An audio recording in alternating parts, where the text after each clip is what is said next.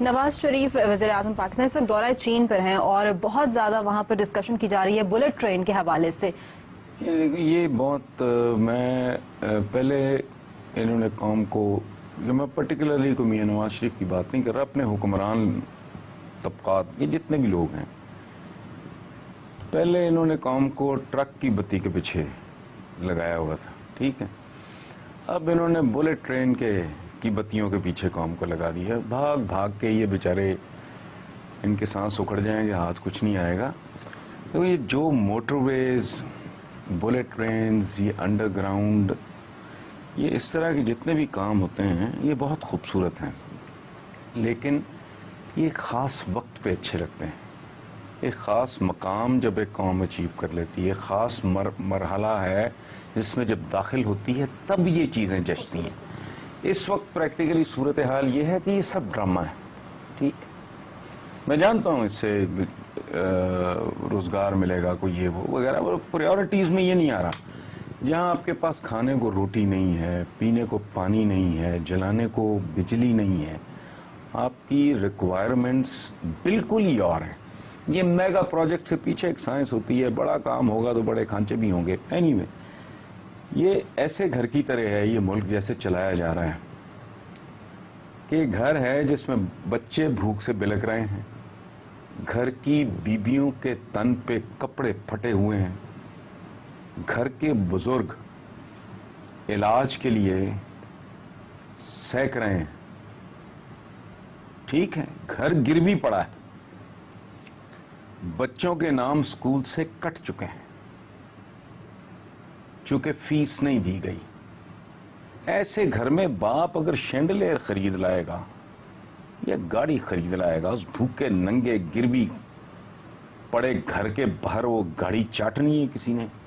ان کو نہیں پتا ان کی پریورٹیز کیا ہیں. یہ زیرو سے، اسکریچ سے بلڈ کرنے والا ملک ہے، لیکن بدنصیبی ہے ہمیں جس ٹائپ کے لوگ.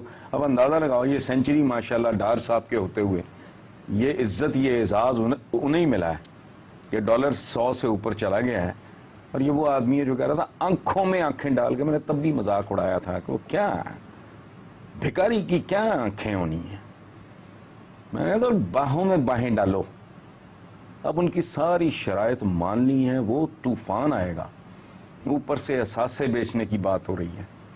کوئی اس ملک میں اگر سن رہا ہو جو واقعی اس ملک کے سٹیک ہولڈرز ہیں، ہم آپ تو بیچتے کچھ نہیں نا، ہم تو آئے نہ آئے ایک برابر ہیں، لیکن جو اس ملک کے بینیفیشری ہیں وہ سن لیں کہ ایک یہ اثاثے ہمارے آنے والی نسلوں کی امانت ہیں. یہ انہوں نے بیچ دیے تو کل کیا بیچو گے؟ اب یہ اثاثے بھی بکیں گے.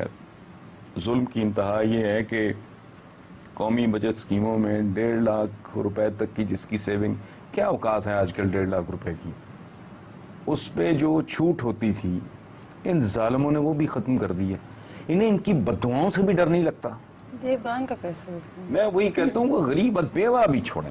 اور بیوہ تو کوئی لفظ نہیں ہو، بڑا مشہور چائنیز کا ایک مقولہ ہے، یہ چین گئے میں نا آج کل، تو چائنیز کا ایک مقولہ ہے کہ دولت مند بیوہ کے آنسو جلدی خشک ہو جاتے ہیں. سو بیوہ ہونا نہیں، یہ غریب لوگ ہیں. 1.5 لاکھ روپے کی بچت، یہ کوئی بات ہے کرنے والی؟ اس پہ بھی تم کاٹ رہے ہو جی ایس ٹی اور ٹیکس در ٹیکس، اور واردات در واردات ہے. یہ لوگوں کو بھی چند مہینوں میں سمجھ آئے گی.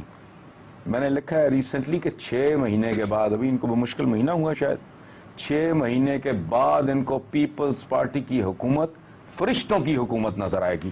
دیکھو ذرا ہوتا کیا ہے. اور یہ رہ گئے چین کی توپیں، تو آصف زرداری صاحب وہاں وہاں کیا کرنے جاتے تھے؟ بہت سارا کام، بہت ساری زمین ہموار پریزیڈنٹ آصف زرداری نے کی ہے. کوئی مجال ہے کوئی بندہ یہاں کسی کو کریڈٹ دیتا ہو؟